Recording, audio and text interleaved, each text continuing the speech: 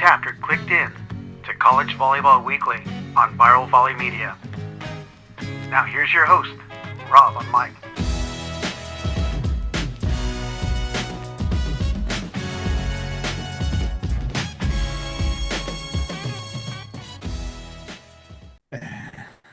All right, good day, everyone, and welcome to College Volleyball Weekly, episode 304, and this is week 14.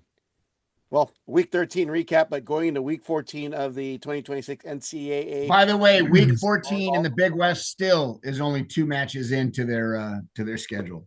Just saying.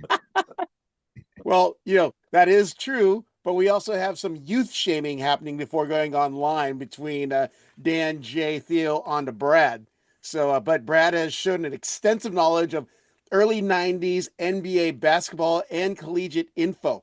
So it caught Dan off guard, so we started to shame him. So it's amazing. It's amazing what Google can do for you when you're a young pup. You can look it up quickly and get all the answers you need to look smart.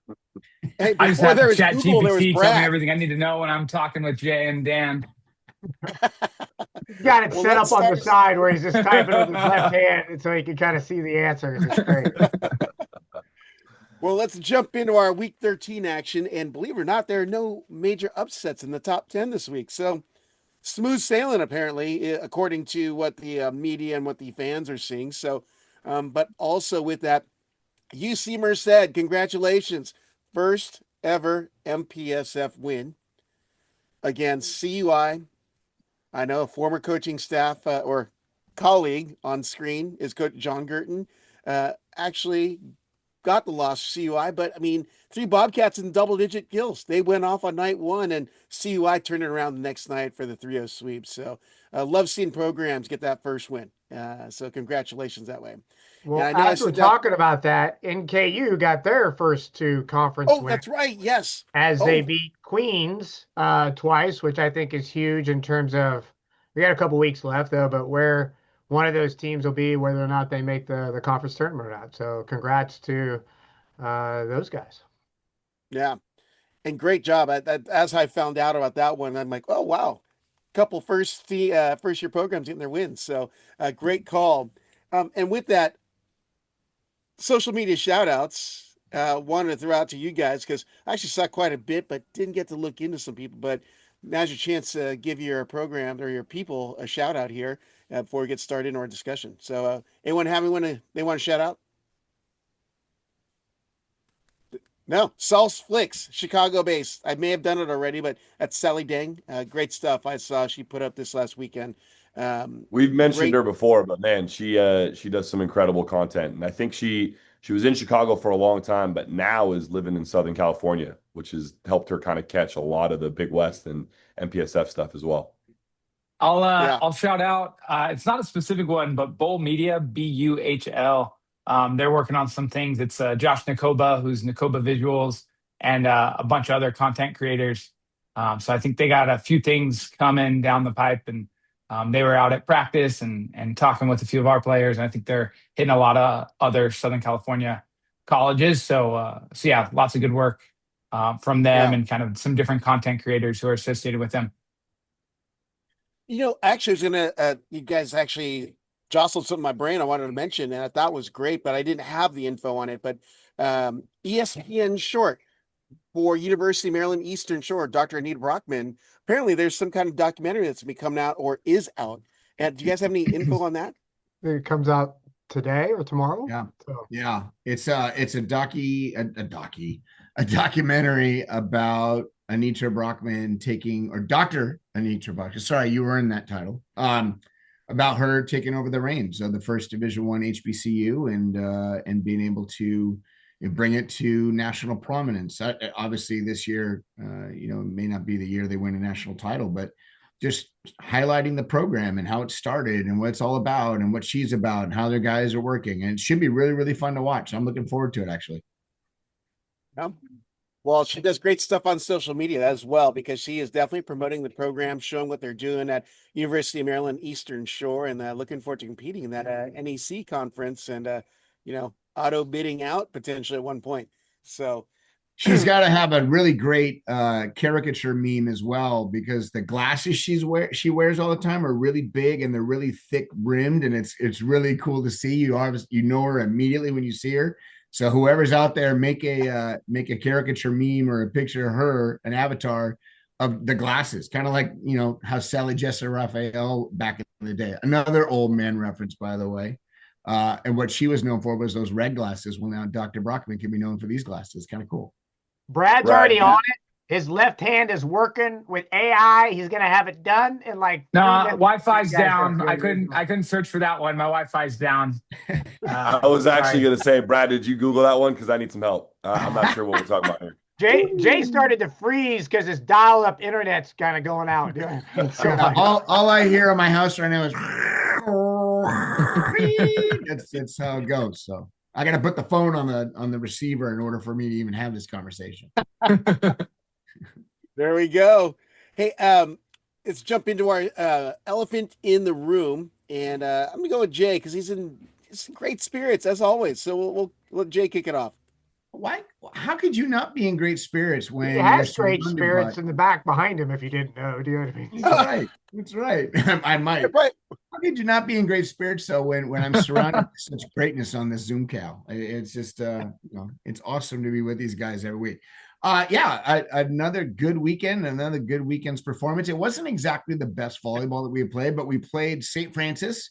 And I forgot to intro. This is Jay Hossick of George Mason, Dan Friend of Lewis, Theo Edwards of Cal State Northridge, and Brad Rostratter of UC San Diego. Sorry to interrupt you, Jay, but who's this guy coach for? Listen, if they don't know who I am by now, then obviously they've never watched this show before. So hey, welcome everybody, first timers. We played St. Francis, who obviously Mike Rumbar, Rummy, as we all know him. This is their last year in D1, and this was our bye weekend in the EIVA, so we got a chance to have them come into our gym. And they're good. They run a relatively fast offense. If you played them this year or seen them this year, they run nearly a fourth tempo set to the outside pins, both right side and left side. It's really, really fast, and it's not something that other teams don't do. Belmont Abbey also runs a very fast one. Harvard back in the day used to run one of this speed. I know Long Beach way back in the day used to run a fast tempo. It's not common every year, but if you're not used to it, it could cause you some fits. And we talk about in our gym, it's kind of high risk, high reward, right? When it's all good and lines up well, it's really impressive to watch. And when it doesn't get lined up, it could get a little bit wonky. So they came into our gym. We struggled a little bit in the first set. They kind of took it to us and came out quickly, and we responded well and won the next two sets. And then we didn't pull out the fourth. It went into the fifth and ended up winning 15-11 and felt pretty good about that performance. But the next night they brought back their big outside hitter, Brady Stump.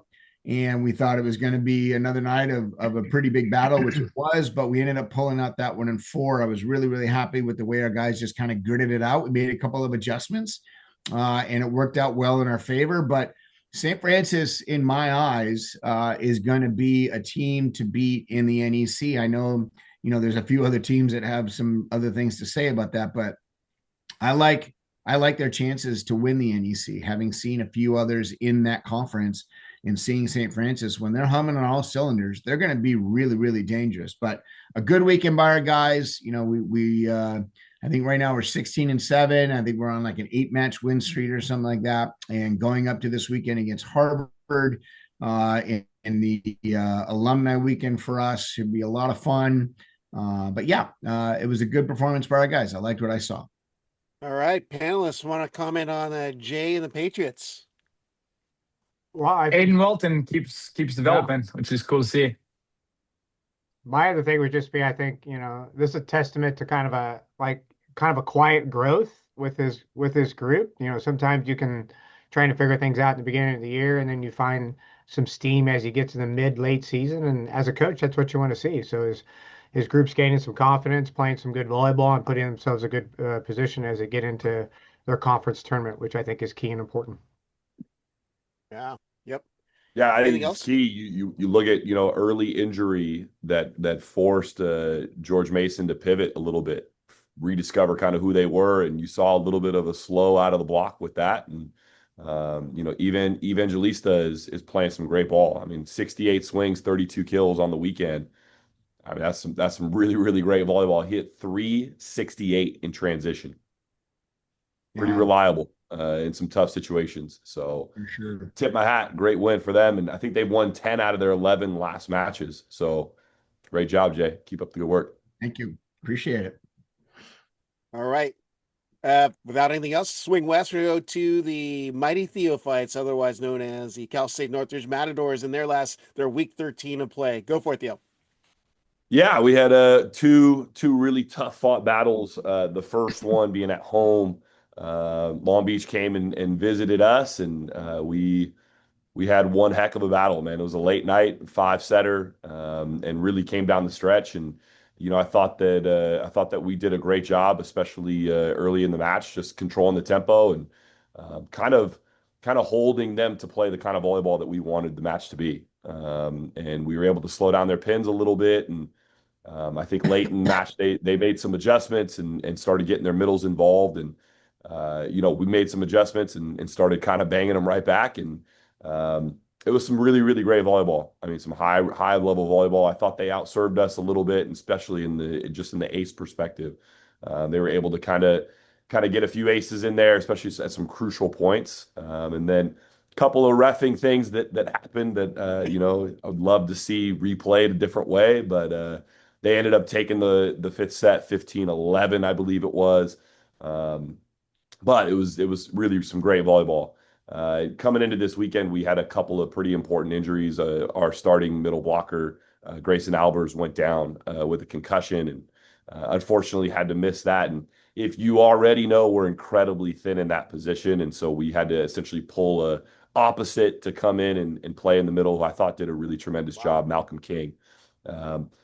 We went to Long Beach and kind of ran out of steam a little bit. I think the first set was pretty competitive, and from that point on, they played incredibly well. I think in the last 2 sets, in 32 side-out attempts, they sided out 29 times.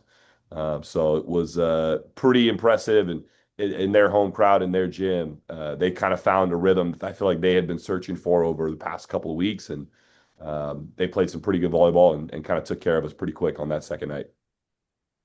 All right, panelists, have at it. I watched that match live, by the way, the first one, and was rooting for you because I know how fun Northridge State. I'm putting it out there. It's going to be called Northridge State after this year. Northridge is one of those teams that they love to play with that chip on their shoulder. Is it pronounced Doffner? Is that how you pronounce your center's name? Yep. He, in my eyes, has probably made the biggest change since when he first got there to where he is now. And forgive me if I'm wrong about this, but he came in. Obviously, he was sitting behind a pretty good setter you had there a while, but Constable. But he maybe was not the quickest guy, and maybe his location was a little bit kind of like most setters coming into college. You're learning the skills, you're learning how fast it is, how it should look. He's made some really nice changes. He's getting to the ball really quick now. He's making good decisions. He looks like he's a leader on the court, and I really like what he's doing. And I thought he could be a difference maker for you moving on down the line. And I know that the referee calls you were talking about a little bit of a bummer, but I'm interested to hear your thoughts on why Joao was your libero the second night. And what happened there. But that was an adjustment where I watched it. I was like, wait a minute here. I thought he was an outside hitter. And then you brought back your other outside for a little bit of swinging. And I thought it was going to be another hot match. But what Long Beach does well is you can keep up with them to about 11 or 12. And then against certain teams, whether it's ours or Theo's or anybody else's, they seem to find this extra gear boost. And then all of a sudden it's 12 all, and then you blink and it's 18-12, and you have no idea what just happened. And it's not because they're that good. They just grind. And that side out statistic you said, Theo, is part of that. They just do not let up. And their side out percentage is really, really high for a reason. So anyways, that's my take on it. Theo's team's going to be dangerous. There's no doubt the Big West, somebody's going to pull a UConn on Duke from last night and make a swing when it matters most, and is going to make somebody go home and not feel so good. But I'm interested to hear why the switch from Joao to outside to libero, if you want to talk about For it. sure. Yeah, no. Joao night one. I mean, we all know Joao brings some incredible volleyball IQ to the match, right? He's a ball control passing guy. Really, he could set for us. He could play libero. He could pretty much do everything. Offensively, there's times where he struggles, especially against some of the bigger blockers. I think he hit -40 on night one. And so what we were looking to do was potentially make some change. And I think really it was more for our roster than anything else, right? The guys who are watching from behind and thinking, hey, I could do better, giving them an opportunity to do so. But I don't know that our team really, I don't know that the gel is quite there without him on the floor. And so making the move and putting him on the libero position and watching him defensively became what he did on night two was pretty damn impressive as well. Yeah. The kid is just ridiculously talented. But yeah, I think in addition to that, Jay, the fatigue was impacting us in a major way, and he was part of that too. His jumping he was hurting a little bit in the knees, and so changing the position gave him an opportunity to just focus on passing and maybe not have to put as much load on the knees. Yeah, understandable. Yep. Jay made a comment, and I think Brad's good with numbers, so he could probably solidify this. But you start to look at like UCLA and Long Beach and Hawaii and a couple of those teams that are in the top 5, and exactly what Jay said. Like, we were playing UCLA and Hawaii, and you're back and forth, and you're like, hey, I'm in this, but all of a sudden they're 2 or 3 points up, and you didn't even realize it. And it's like, wait, I thought we were in this, but they're just the consistency of what some of those teams are siding out at.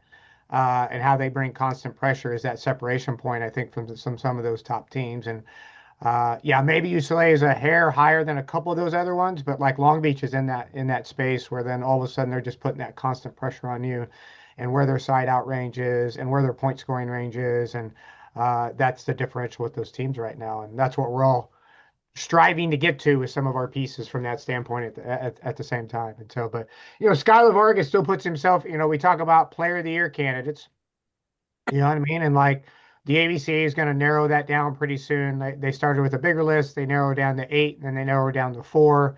I got to imagine he's still kind of in that conversation, with some of those top guys with the numbers that he produces and what he does. So, yeah.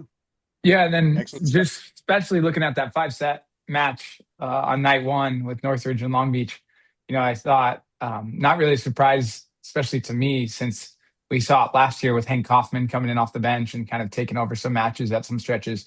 But he was really, really good. I thought that was kind of a sign of more to come for him. And night two, not nearly as effective, but Jeff definitely kind of see what's there.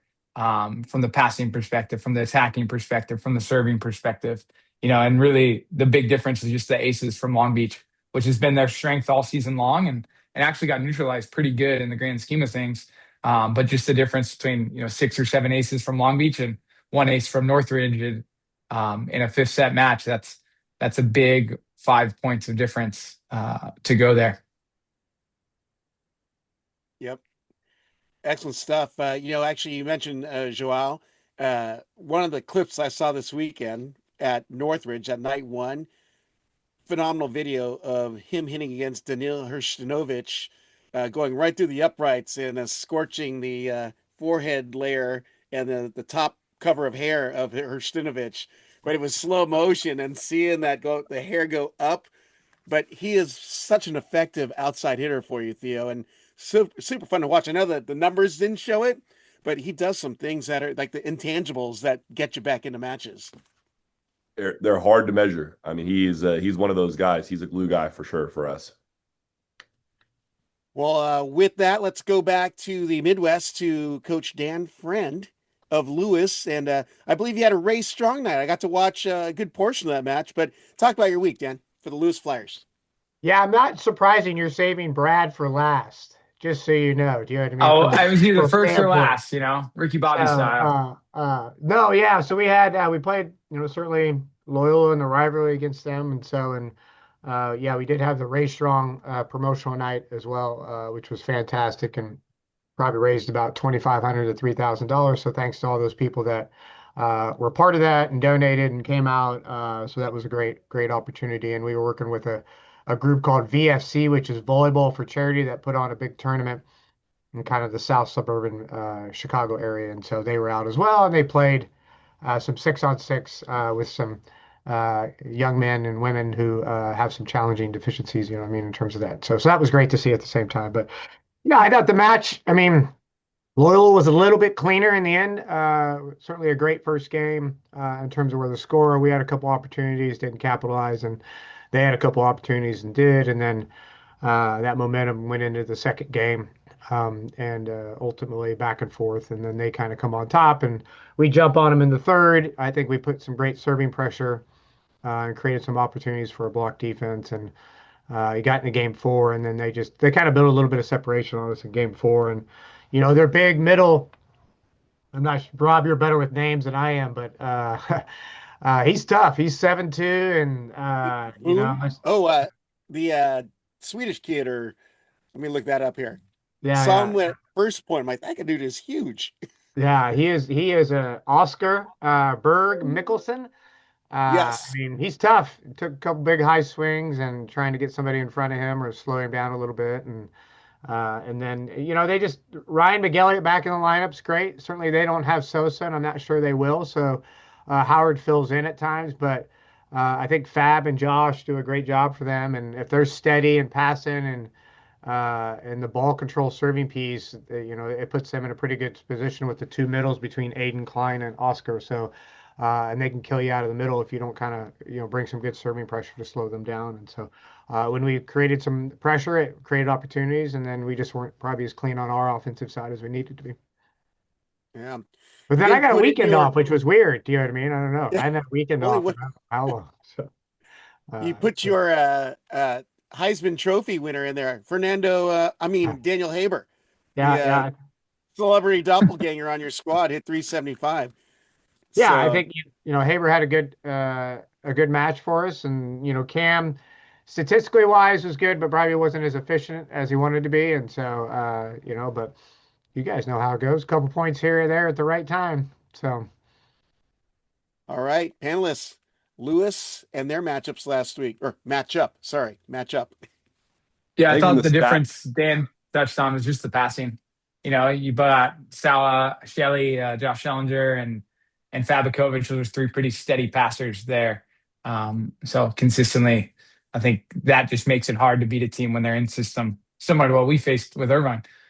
Just if they're always in system or good passing, it's really tough to slow people down over time. Yep.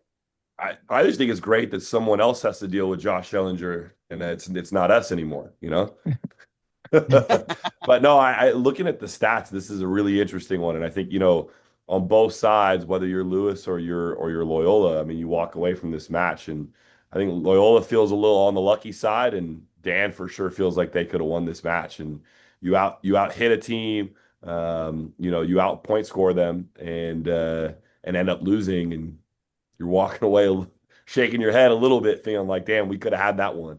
But I think Brad hit it on the head. It was passing was kind of the biggest piece, and then as coaches, we understand this. Like, no matter what the stat sheet says, you get the right points at the right time, and that's sometimes the difference between winning and losing. And so, just some crucial points in crucial moments, and you got yourselves a ball game. But I think walking away for Lewis to outperform that team, I think that part feels pretty good. And knowing going into MEVA Madness time and heading towards playoffs, they don't want to see Lewis. That's for damn sure. Yeah. Yeah. My take on that is, first of all, congrats on the money raised for the Rae Strong Foundation. That's awesome. My take on this match is more of a helicopter view. I think in the MEVA right now, Ball State is leading the charge of the team to beat inside the MEVA. However, the next tier is the Lewises, the Lindenwoods, the McKendrees, the Ohio State, even PFW could be one of those teams. There are 4 or 5 teams that are in that next tier down that could, at the right moment, steal it from Ball State, which would cause a shockwave, but it would also create, I believe, a second bid, an at-large bid from the MIVA. Right now, I know everybody's getting ready to go into the last home stretch of conference play, so every match matters. And I know that, seeding in the MIVA really is a big deal. The next couple of weeks or few weeks are going to be really telling, because I think playing at home that first round is going to be critical to be able to sleep in your own bed and have some comfort level that goes into a match where, yeah, obviously you're still battling, but every percentage point counts that you can have in your favor. And then when it gets down to the Final Four of the MIVA, that's when the rubber's going to meet the road. And still, anybody can beat anybody. And in that second tier, there's a UConn in there that's going to steal one. And it's going to, I don't know when it's going to happen, either in the semis and the finals, but one of those teams, I'm making the call now, could be really nasty come the final round of the MIVA. And stoked. And it's where you want to be, right? I mean, listen, you want to obviously build over the course of a season. You don't win championships in January. You're just building a foundation. And our programs, the coaches on this screen, we are not UCLA, right? We are not Hawaii, where it's like we get these top blue chip recruits. We all are grinding with our kids just as much and trying to figure out ways to get it a couple extra points here, a couple extra points there, to find a kid who gets hot at the right moment and insert them when it matters most and seeing them thrive. We all have historically gotten better and better over time. And it doesn't mean that UCLA and Hawaii don't get better, but they're already at such a high level when they come into that season. And most of us are kind of down here, that their improvement maybe is about this much, whereas our improvement becomes this much. And that is where I think the real gems of coaching is watching our teams in January and going, okay, we got some pieces, we got some things, how can we make this work? And then all of a sudden, come April time, we look at our team and go, man, that is not the same team that I coached in January. And it's just a lot of fun to watch, and it's a lot of fun to be a part of. So I give kudos to every coach on the screen and any other coach that feels the same way across the country when you're not the top dog. To watch your team progress over the course of a year and see how good they can get is just really rewarding. Yeah. He threw out, I think, and we're going to probably talk about this, but the bowl or the Lindenwood Loyola game has a lot of implications coming up this weekend.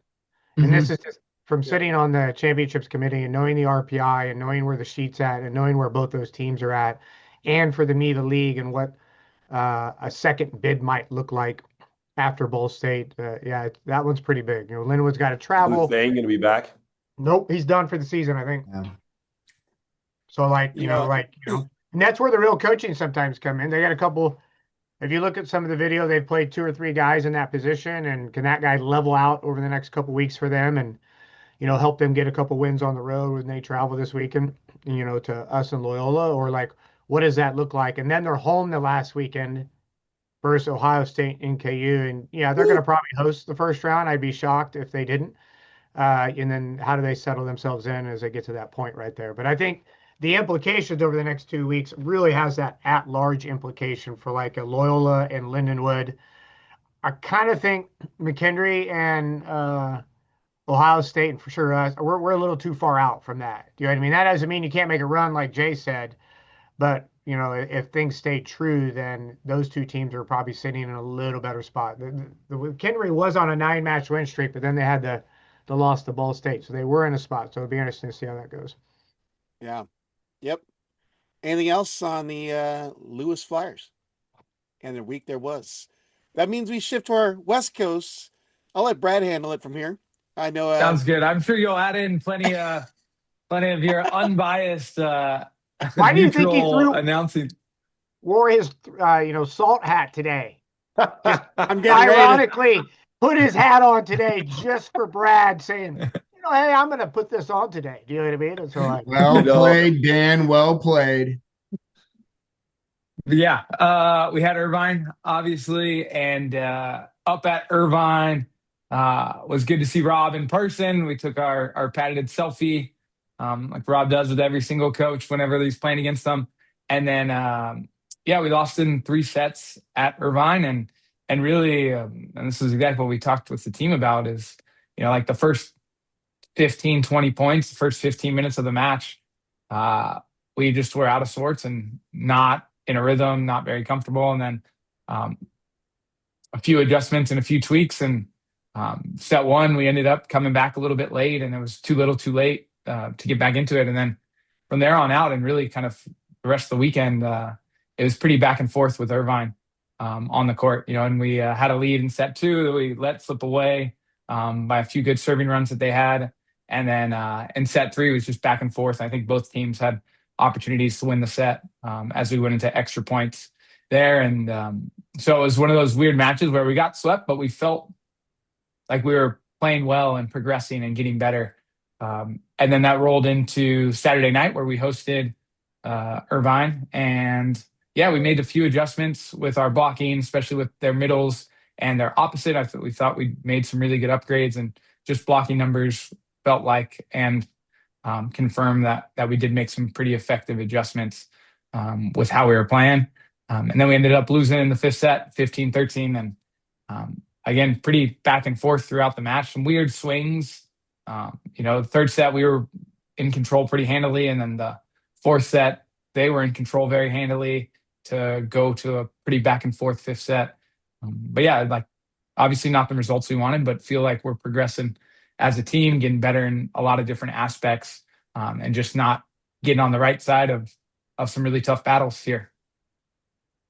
Yeah, the only thing I'll add is that deuce sets were the theme. It seemed in that matchup, and you have some great pieces in place, and Seba Sonny, Luke Chandler, of course your middles have been so effective, but seeing your backline defense, so frustrating for offenses. They touch a lot, they keep a lot in play, and they get that big highlight play for like Josh Ewart on night 2, that broken play, bumps it to the left pin, and he hammers it extreme 4-4 like thinly sliced bread. It was amazing, and gets the crowd all fired up and looked like a pretty decent crowd and great energy at the Lion Tree Arena. So, but it's always fun to see these teams go at it. I know night 1 there's some chippiness, and I had to get the inside story, so spoke to Seba afterwards. Like, yeah, just some good fun. And then Andon Kiriakou, who is the quiet Canadian, one of the nicest guys you can meet. He's like, oh yeah, we know each other really well. I just want to talk trash across the net because I could. And he ended up getting a warning from the referee. So, interesting backstory lines in the relationships between the players. So, made it fun. But we'll let everyone else chat on the Irvine-San Diego matchup. I'll be quick. First of all, great for the fun police to insert themselves where they shouldn't be. Secondly, thinly sliced bread. I've never heard that phrase before. Did you just Google it? Did you chat GPT that? I've never heard that before.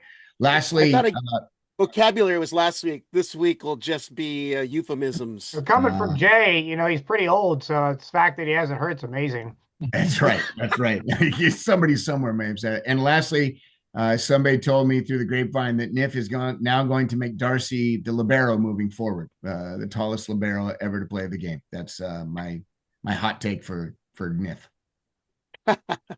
I was just going to throw in, I think Brad's team, this is what we're talking about. So they go in and the second night, it's like they're going 5, they're pushing the envelope. His group should walk away with more confidence in that match than even Irvine. Because like they're looking at it going, hey, we're right there. Irvine's going like, whoo, we got that win. I kind of equate it to kind of like the Purdue Fort Wayne Lindenwood thing. They go 5 and squeak out 2018. And like Purdue's going, hey, we're at their house and we're right there. And so like you go into that postseason play piece where you get matched up and you're like, all right, this is where we were at last time. And so I would think his group will take some confidence and put themselves in a good spot from there too. So. Yeah, you look at all of the Big West matchups this week. The home matches for the quote-unquote lower-ranked team was an absolute battle for both Long Beach, Irvine, and so to me, I had no surprise that they would walk into the gym in San Diego and have a tough time. And I felt like Brad made some really nice adjustments, and just in terms of allowing Ewart to kind of come in that first night and have a ton of success. And then he comes in and obviously is a little bit of an X factor for them, a guy who's maybe not as much on the scouting report and can bring a little bit of fire for that group. I mean, that Brad's group is really experienced, man. They got a lot of guys with some, they keep their composure well in some of the really tough situations. And Yeah, I agree with Dan. I think Irvine leaves that match going, whew, we just barely walked away with that one. That was 15-13. You don't exactly feel like you're the better team for sure. So nice job, Brad. All right. Anything else on the elephant in the room, believe it or not? Or want to start jumping into some other matches? All right, other matches it is. Anyone want to throw one down, or shall I make a suggestion? I'll throw the first one down. Penn State beat Ohio State in 3, but Penn State also beat NJIT both times in their place at Penn State's house. The player, I think the difference maker for them this year has been Sean Harvey. I mean, he had 20 kills and hit 472 against Ohio State, and against NJIT night 1, he had 10 kills, 353. The next night he had 9 kills at 350. Kid's doing some work. And Penn State and Ohio State played at Pitt, which I think is really cool. Dan Fisher and his crew and Pitt University, putting on the show there. That's always fun to watch. It's somewhere new. It's got some new sight lines, but good energy, good crowd. And Penn State right now is, they're in the lead in the IVA, but there's still a few matches coming up where there could be some challenges that come up for them, see how they respond to it. But right now they're holding strong. And so, Sean Harvey, kids putting in some work, and without him, it'd be a much different story, I think. It's funny, we recruited Sean Harvey pretty hard. Like, I thought we had a shot. So I'm always jealous when you see a kid like that go somewhere else. Like, man, that kid could have been playing for. And we've all had a couple of those recruits where you go after, you see them go somewhere else. Yeah, Ryan Lewis at Ball State, definitely. Well, your kid Joel, we recruited him too, and it's you look at that and you go, shoot, if we had that kid, that could be a difference maker. Yeah. When do you guys play Penn State? We're their last weekend, so we've got in 3 weekends we play them, and if we win both, then it looks like we host, and if they win one, then they host. All right, well, I'm sure we'll circle back. And that's provided we both win out, moving on to that. I mean, I can't say anything about Harvard and Princeton. They could take one from us, and then it becomes a much different story. But yeah, hey Jay, would you happen to know how the match at Pitt came about, like the backstory on that? I don't know anything personally, but I do know how these do work out. Both teams obviously are interested in maybe spreading men's volleyball around a little bit and getting some more people to notice. There could be some discussions about Pitt maybe trying to bring a men's team in the future. And so Dan Fisher was probably contacted and said, hey, would you be interested? And, Dan obviously is a men's volleyball guy. He played men's volleyball and coached men's volleyball. And so I'm sure he was ecstatic to see some people that he knows, and being able to host it probably gave his administration a little bit of insight of, oh, this is what it could look like and what we could maybe do. I'm not sure that is the case or not moving forward, but that's usually how those things work out. And obviously both teams have to agree to be at a neutral site, right? People always want home court advantage, but Pav's always good with playing inside Pennsylvania. Yeah, I think that was awesome. I just didn't know until after the fact. I saw pictures. I was like, wait, this is a different gym than Penn State or Ohio State. So I think that's really cool. I know Pitt always has a pretty good men's club team as well, and a lot of good practice players helping those women's programs. And then that match, I think it was just ultimately Ohio State in first ball. They're serving airs, and they didn't get too many points from aces. And then offensively, just not the cleanest in terms of first ball there. And Penn State was pretty steady in those areas, even though both teams did not pass particularly great throughout the match. Yeah, it's interesting looking at Dan's background. Man, he traveled around the old school MPSF days, Hawaii to Northridge, ending at Pacific. Yeah. I did not know that. Yeah. Oh, yeah, Dan Fisher. I thought you meant Dan Friend, like behind him. I was looking behind Dan Friend. I was like, oh. And if you know him at all, he had long hair back in the day. He looked just like Shaggy from Scooby-Doo. It was really awesome. So, and the other thing with Fish is he was really prominent when he was at Concordia as the women's volleyball head coach. He was a big influence in them bringing men's volleyball in there as well. Huge supporter of men's volleyball, and actually has a nephew who plays at Concordia too. He's in the men's volleyball side of things big time. Yep. Well, the only reason that he ended up leaving Northridge was because the program got cut. program gets Wait. cut, and he went and found. That was 97. It got cut. Yep, 98 actually. Yeah, I did not know that, and they brought it Yeah. back quickly though. They brought it back within the next like 6 months, and ended up getting rid of football instead. yeah. Suck it, football. And one of your best players to come out of Northridge on the men's volleyball side was Kylie Coleman. Yeah, who host who of was Set the Pipe quarterback podcast. too. Yeah, played football for Northridge State. He quarterback for Northridge while playing middle blocker. Yeah. So how awesome is that? We'll have to tag him on this so he can get on his podcast. Yeah. Great pick to start us off, Jay. How about you guys? Any match you want to jump on? I'll go. We don't have to spend a ton of time on it, but I think a big matchup in the big scheme of things for me was Pepperdine winning 2 out at BYU. And I think Pepperdine's in a great spot, especially looking ahead to the rest of their MPSF schedule. They got USC, UCLA coming up. If they win one of those 4 matches, I think they're almost a lock for an at-large. But even winning 2 at BYU is solidifies most likely them in the top 3 in the MPSF looking at the tournament, and then also in a great spot for an at-large bid for the NCAA tournament.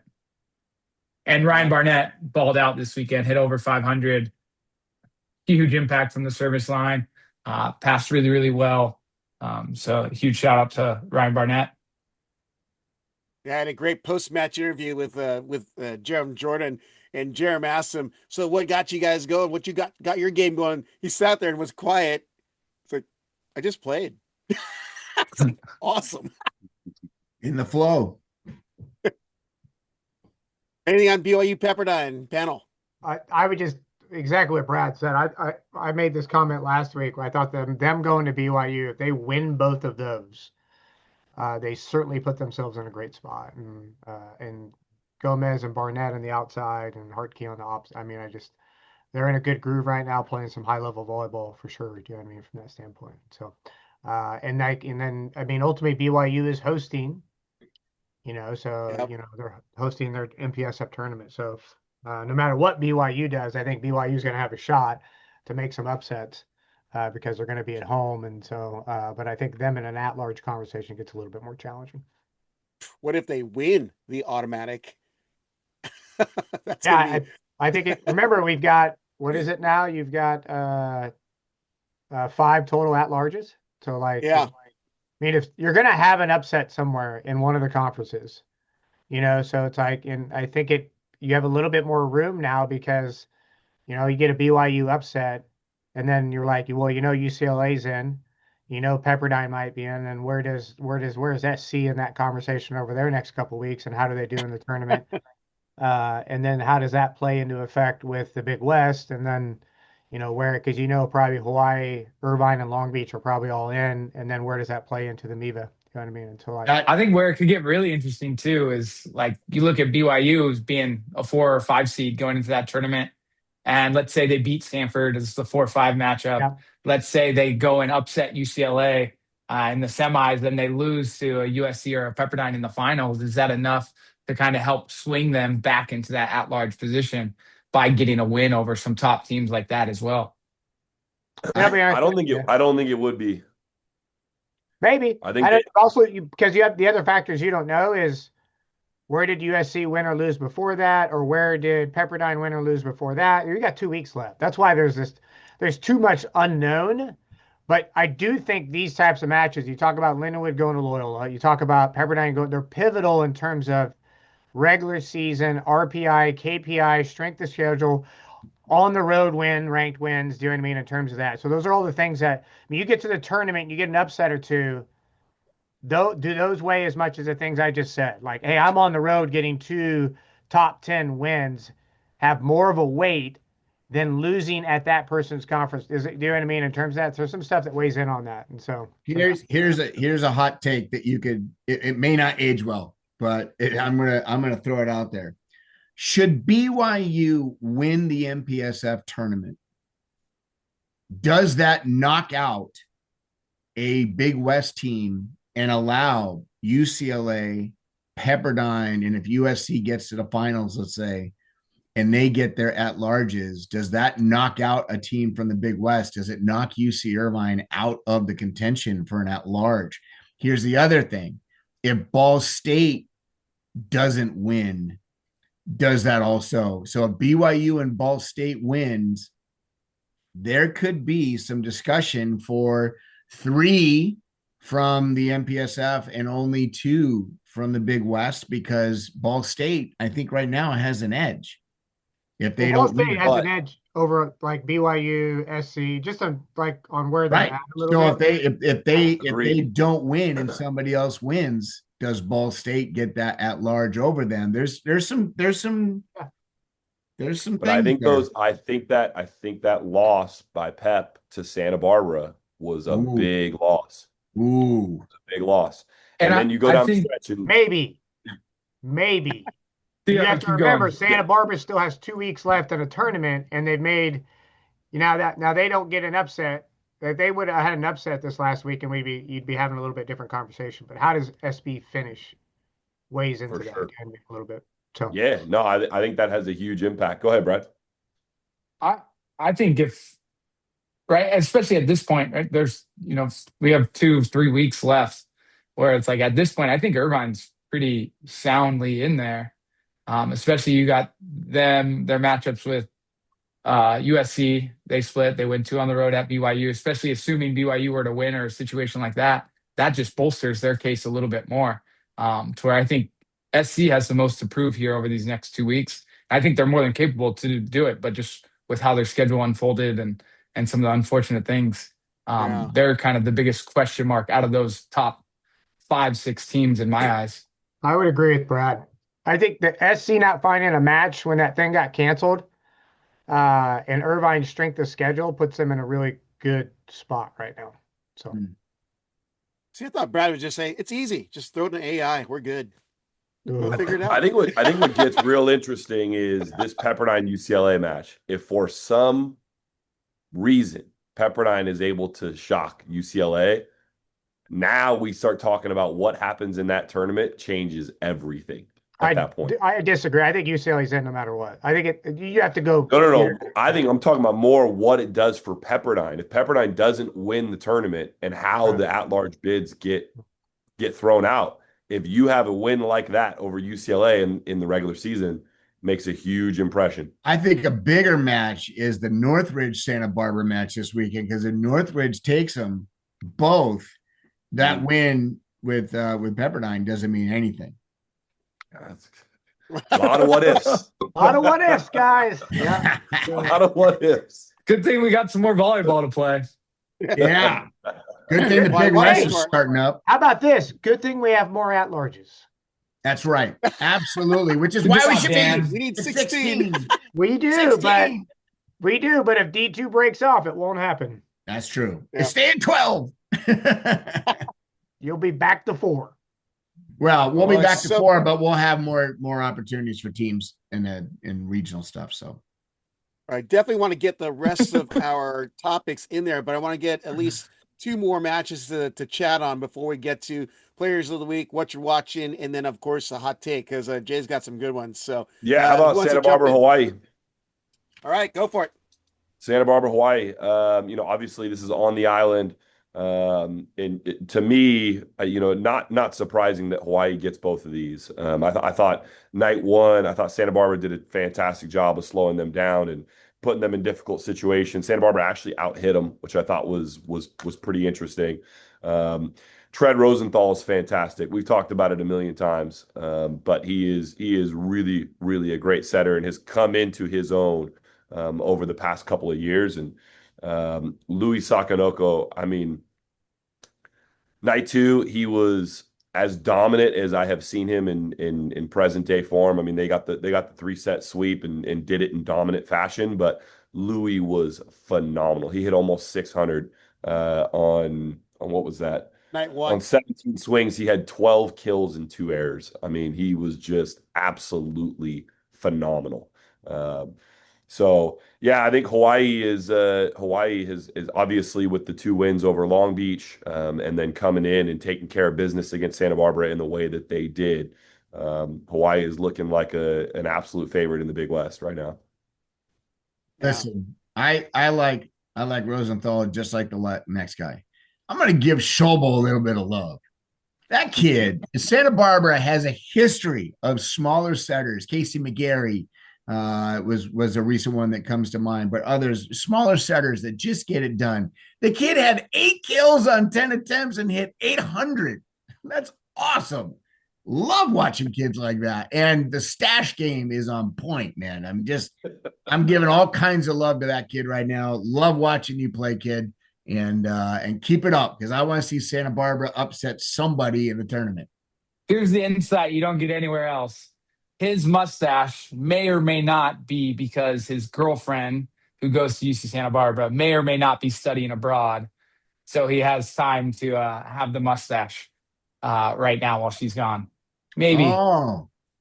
And then I think really to me where this match really turned, first set, Santa Barbara's up 23-20 of night one. Hawaii sides out. Justin Todd goes back to the end line, 23-21. Santa Barbara is up in set one.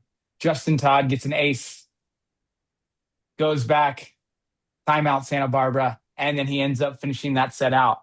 The last 4 points, he had 3 aces, and then a transition kill for Hawaii, being somewhere in between there. So I think that was really where it swung. You know, you had Hawaii coming off a huge weekend, beating Long Beach, going out to the island. Santa Barbara's playing really good after beating Irvine. And then, boom, just like that, it all switches. And I think we talked about earlier, timely points. I think that was an extremely timely point and great serving by Justin Todd to get Hawaii through that first set and then kind of rolled more or less from there. Well, and based on the volley metrics, Brad, the decibel meter in that arena was off the charts, 178 decibels. So that played a huge factor for sure. Is that a true number, though? Or is it just them kind of... No, but I did actually hear from somebody who was there that when Todd went on that scoring run, the crowd was electric. Oh, I believe it. And it rattled Santa Barbara for sure. Probably rattled the city of Santa Barbara from the island on Hawaii.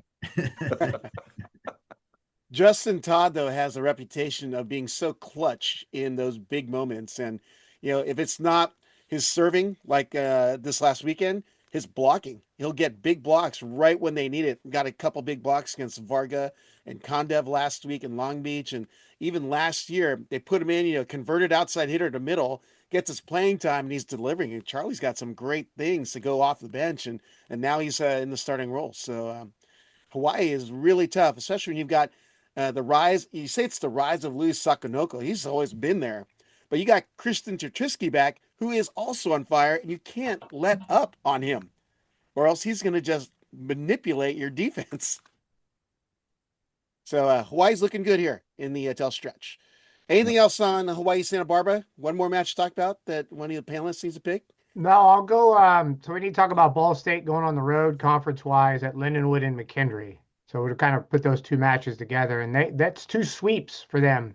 And that's tough on the road in Neva, and really kind of solidified them at the top. And we got to talk about Patrick Rogers. 17 kills at 625 against McKendree, hit almost 400 against Lindenwood. They controlled the serve pass the whole time at Lindenwood, which is where they're really good at. And I think Patrick, you know, puts him in a mindset for player of the year for the Neva for sure. You know, if Ball State can hold out and he continues to play it. He was huge in the match at our place when they won at 5. And he's certainly in that contention for National Player of the Year as well, when you go to look at his numbers across the board and what he's doing. And so, but yeah, congrats to those guys. I mean, certainly their head coach Dolo, first year, having a great first year, and he's a Lewis guy. So, you know, compliment to him taking over that group. And they're playing some high-level volleyball and, you know, producing 17-plus points per game. You know what I mean? So they're doing a nice job. Yeah, a kid hit 8 kills, 353 the first night, and then 17 kills, 625 the second night against McKendree. I mean, those are ungodly numbers. Yeah. Yeah, looking at Neva Player of the Year, that was the thing that stood out. This was kind of the more or less the Heisman moment for Patrick Rogers, especially going up against Zach Solomon, which in my eyes, they're kind of the 2 main guys competing for that Neva Player of the Year in this moment, and for them to play so well and then kind of come out on top, even though Zach Solomon played really good, especially continues to be a tear from the end line. I think he set some record for Lindenwood as well. 52 so maybe Rob aces or something like that. Yeah. so just an amazing performance on that side of things. But Pat Rogers having his MIVA Player of the Year moment. Yeah. Excellent choices. Anything else to add on Ball State in the MIVA? Nope. All right. I know we're running short on time, but players of the week for you guys. Patrick Rogers. Okay. Dan steps up. All right. Who's next? Ryan Barnett. All right. Theo, you Louis had one? Sakanoko. The reigning AVCA Player of the Week could be back-to-back with the performance this last weekend. All right. Jay. Sean Harvey for the week, 39 kills, hitting 420. Kid's pretty good. Good stuff. And also, what are you guys watching this upcoming week? Week 14, which means only 3 more weekends of at least regular season collegiate men's volleyball. UCLA Pepperdine. Agreed. Everyone's shaking their head. Yep. Anything else? Well, I got Lindenwood on the road at us and Loyola. I just think that's pretty big where Lindenwood's at in terms of keeping themselves in that at-large conversation. We might as well throw McKendree in that mix too, because both those teams coming up north. That'll be a lot of fun. A lot of fun. Yep. I'll go last. I'll let Theo steal the last couple that everybody wants to talk about. Yeah, I will. I think, selfishly on the Big West side of things, I think Hawaii Irvine is going to be really epic. And I think that'll have some big implications, obviously, as far as how the tournament shapes up. And then San Diego, Long Beach. Obviously, those are the 2 teams that we've already faced in the Big West. And so know both of them incredibly well. And I think they're going to have a great matchup. Last one you need to bring up is Stanford USC. Can we talk about implications? Stanford's been playing some great volleyball as later in the season now, and then can SC get to what I consider big wins for them just on the overall slate of stuff? So are they playing those both in LA? Is that what I'm seeing? Unless I typoed it, they're both in LA. Because according to the NCAA schedule, it shows them both at SC. But I didn't go back to the team sites to confirm it. So that makes it tougher for Stanford for sure. And that's because UCLA played 2 at Stanford this weekend, right? So that would make sense. Yeah. Yeah. So they're just treating it like an island. There's definitely some great matches to follow this week. You don't get to go, Rob. I get to go. Oh, I thought. Sorry. Son of okay, go. First of all, I don't know anybody that wants to watch the 2 bottom feeders in the Big West of CSUN and Santa Barbara. So I don't even know who really want to watch that. I'm going to watch it because I like those teams. I like watching them play. We have 2, and I'm looking for a new sponsor this week. I'm thinking sponsored by Toto Toilets. 2. Oh boy. Battle toilets of number 1 versus number 2. Obviously, UCLA Pepperdine and Hawaii UCI. Another one sponsored by Toto Toilets. I am going to be watching Penn State Charleston because Charleston has been 50-50. They're splitting with everybody they're seeing. And I'd love to see them take one from Penn State. But here's my number 1 match of the week. Sponsored by Sendog and Be Real of Cypress Hill, the famous song, I Ain't Going Out Like That. Sacred Heart versus Princeton, because they're both fighting to see who's going to make the tournament come the end of the year. Both of them have 1 win in conference. They're playing each other. Somebody could do some damage. Now, what'll hurt is that they'll split, and then they'll both still be in last place. But I call it battle side out or sit out. That's the battle that I'm watching. So, Jay, getting all colorful now. Boom! Got a career. ChatGPT, baby. All right, all great ones to watch out for. Which Brings us to our hot takes. And if you need to jump off, please do jump off if anything's pressing. Let's make it a speed round, though. So let's keep it fast. So. All right. All right. I had to get this one from the internet. It's an easy one. You guys will hit it big time. A Hawaii fan asked, what are your go-to places outside the Stan Sheriff Center for your players and teams? Oh, easy. Island Vintage Coffee. Absolutely fantastic. Oh, I thought they were asking like places we like to play on the road. Well, No. And when you're visiting Hawaii as a team, where do you guys go to outside the Stan Sheriff Center? Rainbow Drive-Thru. You got to eat there. If you don't, you have to go there. That's a pretty staple. Do you know what I mean? So, you can thumbs down whatever you want to. Hey, Leonardo all I gotta Donuts. Say is, yeah. You got to go to There Leonard's you go. There you go, Leonard's. man. Leonard's is a good call. Leonard's. Go to Leonard's and then go to Island Vintage Coffee. And then I always take the guys to North Shore Market. You go up to the North Shore and there's a market there where it's a bunch of food trucks. And so that stuff's always great for those guys. Right. Here's one everyone might not know, but that's Foodland. It is a grocery market. It has the best poke on the island. Yep. It is unbelievable. Yep. Lived off that when I went up there to surf the North Shore back when I was a kid. Lived at Foodland. $8 or $9 and you are stuffed. Yeah. And Jay, I'm a Kona Coffee Purveyors is the spot I like. It's usually right across from the hotel. If you get there's a way to cut the line, so you gotta use that because that line gets a little crazy. But I'm all in on Rainbow Drive-In. I couldn't love it anymore. You know, I gotta jump in on this just because one, Rainbow Drive-In is a go-to for me, and I got this great little cute magnet of a little Loco Moco plate that I have in my fridge given me by Tiff Wells of ESPN Honolulu, which sits happily right there to give me the good memories. But Rainbow Drive-In, you have a marketing opportunity right here. Louis Sakanoko Loco Moco. Do it. It'll sell. That's pretty good. I got to throw in Marugame as well. The ramen udon spot. Yes. Oh, that's a great call. Yeah, I would agree. That place is pretty world renowned. Man, that's a good call. There's a line out that door every time I walk by it. Every day. There's a newer spot. All right, at least it's newer to me. OMG, like Oahu Mexican Grill. There's one right by campus. That's our go-to post-practice for some burritos. Cool. Or Brad Rothschilder's a weekend nightmare. Oh, Micah Goss. Just kidding. Had to throw that one in there. All right, get to the hot takes. All right, hot take, ready. Here we go. What is the most overrated stat in our game? I will go last every time. Oh, stumped everyone else, though. Most overrated stat in the game. I couldn't Hitting think of percentage. What was that? Hitting percentage. Okay. Theo, you look like you got one there. I really couldn't think of one. I struggled. I with wanted this. to see what Brad said because I really trust Brad when it comes to numbers. So I'm with Theo. I had a hard time on this. Maybe I don't know.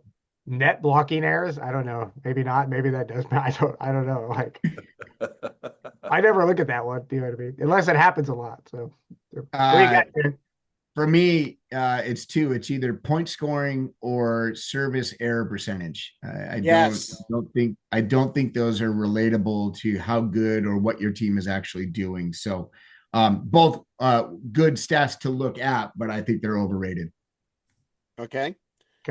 All right. Next question. What's something you used to preach in your gym, but now you completely made a 180-degree turn on it? Wow, Jay. Well, wearing your heart on your sleeve today, aren't you? Yep. I couldn't think of one, but one of the things that like I was never a split step, but then we tried to do some stuff split step wise a few years back. And if you're a natural split step, I'm okay with it. But so I've gone back and forth on that. I think I don't think you need to predominantly teach split step. If kids kind of naturally do it, I think there's some more important things when it comes to, and this is mainly off like receiving. Do you know what I mean? I think there's some more important things that matter than just saying, hey, you got a split step, from that standpoint. But I don't have a 180 thing though. So mine would be, I used to think everything had to be like very like rigid and like this is how you're supposed to pass the ball. To where I think it's a lot. My complete 180 is everything's very, very individual athlete dependent, right? How a 6'8" outside hitter passes the ball is going to be different than how a 6 foot hitter passes the ball. How a 6'10" middle moves is going to be different than how a 6'5" middle moves and blocks. So that would be my kind of 180.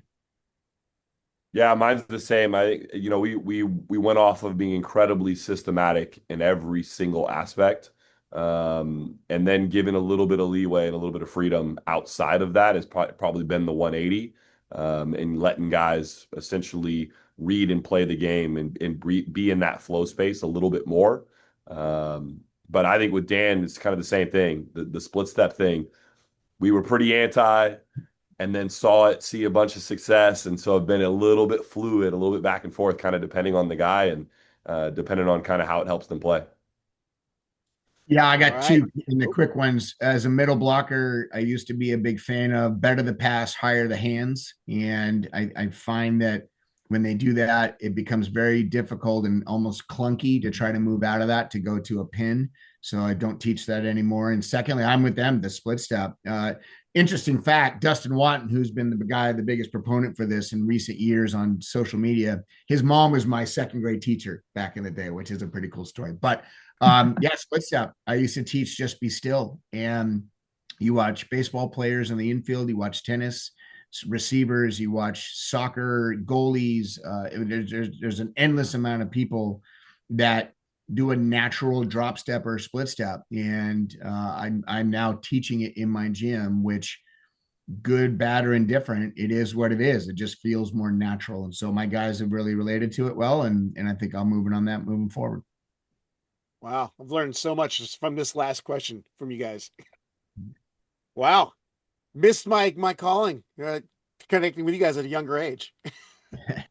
So next question, is serving part of your offense or part of your defense? Well, I know Dan's answer for sure. Defense. All right. Defense. It's serve, block, defend. Yeah, it's defense. And Jay. I look at it as offense because you're hitting a ball, you're attacking, and your job is to try to knock them off the net. And yes, you can use it as a setup for your defense, which is Jay, you don't have to justify your answer. I'm not justifying my answer right now. Okay. So the beauty of him and interjecting is that when we coached a junior team together, the national team, we argued this thing back and forth the exact same way.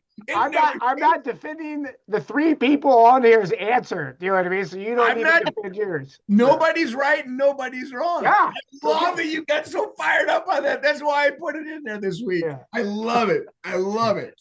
Next question, Rob. Right. What's one adjustment that you think matters a lot, but probably doesn't matter much at all? When I overthink after the match is done and I haven't won about one particular move here or there. Oh, I didn't tell this guy this, or I didn't adjust this guy there, or I didn't, sometimes I think we all are our worst enemies. And it's like, man, there were a lot of points played in that match. And when you think you're one or two things totally are going to adjust the outcome, you're probably a little bit overanalyzing it. All right. I'd say some like the blocking lineups and like the hitter tendencies, which I think a lot of them are really valuable, but I think there's some times where you got to trust your players to just go and see the ball and make a play at times. So there's a fine line within it, where it's like, yes, we need to know a guy generally hits cross court, but there are points where you just need to go be a volleyball player. So kind of, it's a tough balance between those aspects when you get into the scouting and the preparation, especially this point of the year, because there's so much info. All right, Theo. Yeah, block schemes. Like, there's times where you put in a block scheme and we get a team in a tough situation, and there's times where they kill the ball even though they did exactly what we thought they were going to do. And then there's been other times where they set a completely different guy, and we end up scoring in that situation too. And so there's times where it matters and times when it doesn't. Yeah, and Jay. I think putting together bulletproof scouting reports that you live or die on the hill with, and you could have the most amazing scouting report known to man and think this is going to be it, and then the other team puts in totally new players and your scouting report's junk. Yep. Good stuff. I'm going to throw one more in there, and it's from my realm of what I cover, and I'm just curious because obviously you coaches have to deal with it, but social media reporting of injuries, cool with it or not?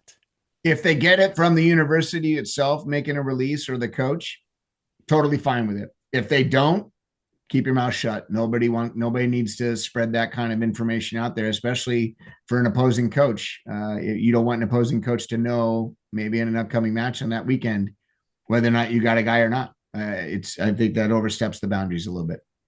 Yep. Yeah, I think that type of stuff isn't a social media report in my mind. You know what I mean? And so I think it's a team thing and a medical doctor thing and how they want to approach that and do that. So like, even when we talk about it on here, probably a little bit, and Theo answered the question about the young man from Lindenwood.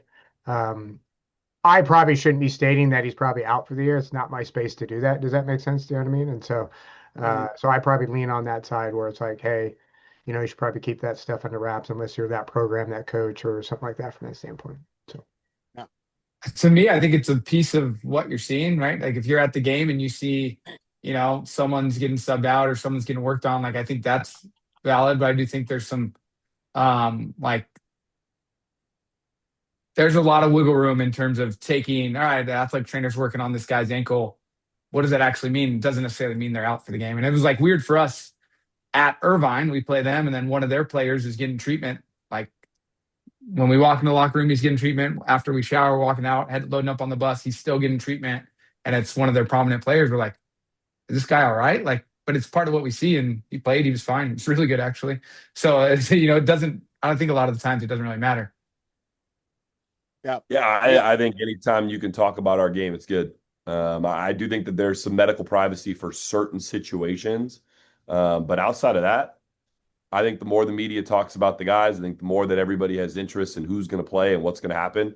You see it in the NBA, you see it in professional sports. I mean, I think it's fantastic. It's fantastic. It leads to the buildup, the excitement, the anticipation, the mystique, but also potentially maybe he isn't out for the year.